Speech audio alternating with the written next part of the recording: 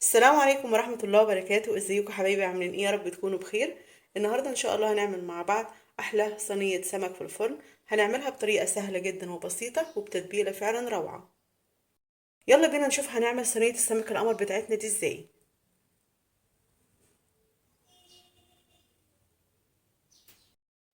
يلا نبدأ مع بعض. بسم الله وعلى بركة رسول الله. انا معايا كيلو من السمك المكاريل.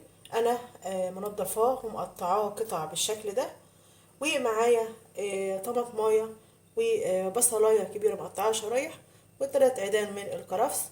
ومعايا فلفل حامي او بارد طبعا، ايه زي ما انت عايزه. ومعايا راس توم ومعايا برضو ايه فلفل اخضر. هنبدأ بقى ايه نعمل تتبيلة السمك. انا معايا كبة الخلاط او شفشق الخلاط العادي.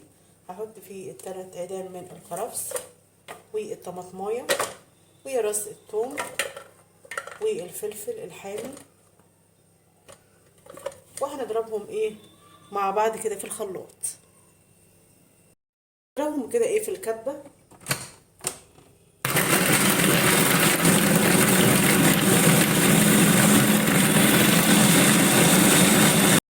هضيف كده ايه ليمونتين كده بقشرهم، بس انا شايله منه البذر.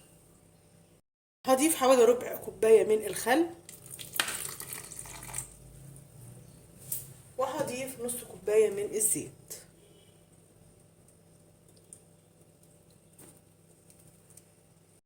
هضيف بقى ايه التوابل. هضيف بقى ملح حوالي مقدار معلقه صغيره من الملح. وهضيف معلقه صغيره من الكاري ومعلقه كبيره من الكمون.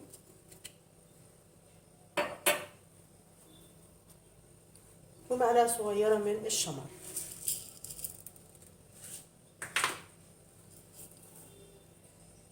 ومعلقه صغيره من البابريكا.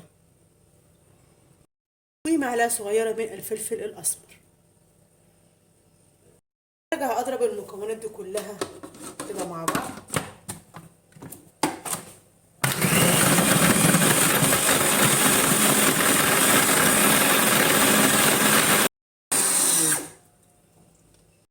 كده خلاص التتبيله جهزت معانا. هنبدا بقى ايه نتبل الخضار والسمك بتاعنا.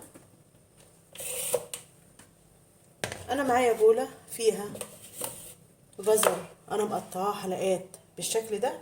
هحط عليه الفلفل الشرايح والبصل الشرايح. وهاخد كده ايه حوالي معلقتين من التتبيله اللي احنا عملناها بتاعت السمك. وكده ايه هنقلبهم كده في الخضار بتاعنا مع بعض. طبعا حابه تضيفي بطاطس، شرايح بطاطس، شرايح كوسه، طبعا ايه زي ما انت عايزه.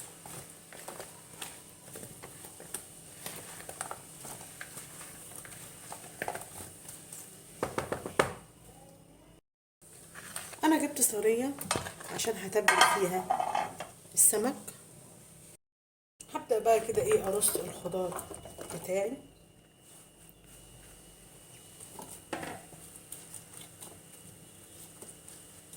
بصراحه الريحه طالعه في منتهى الجمال. وهرص كده ايه عليه قطع السمك بالشكل ده.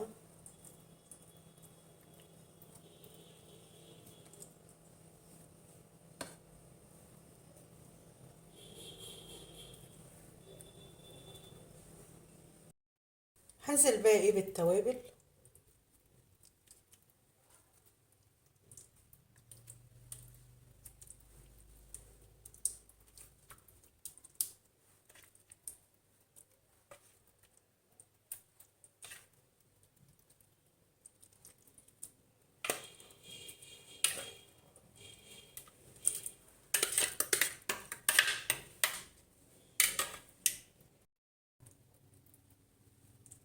هنقفل كده ايه قطعة السمك.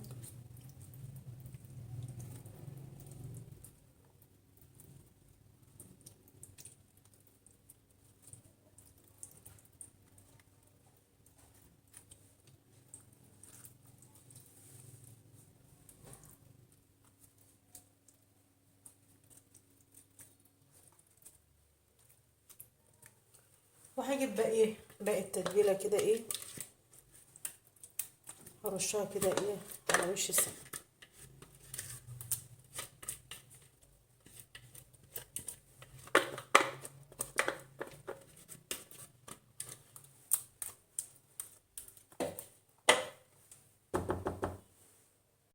هسيبه في التتبيله لمده حوالي ساعه عشان بس ايه ياخد من التتبيله اللي فيه واللحم يتشرب التتبيله. وان شاء الله بعد ايه ما يقعد معانا في التتبيله ساعه هنشوف ان شاء الله هنسويه ازاي. كده خلاص السمك اتبل معانا وقعد في التتبيله لمده ساعه. هغطيه بقى ايه ورق زبده،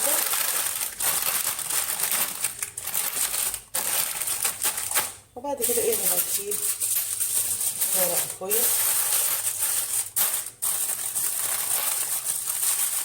وهدخله الفرن على اعلى درجه، يعني على ايه من 220 ل 240.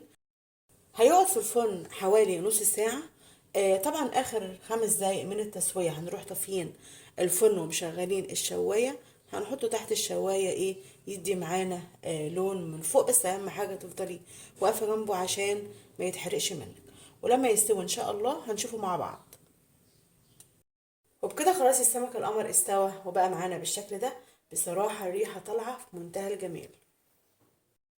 احنا حضرناه بطريقه سهله جدا وبسيطه وما خدتش معانا وقت خالص، وبتتبيله فعلا روعه. جربوها على طريقتي ان شاء الله هيعجبكم. نتقابل ان شاء الله مع فيديو جديد.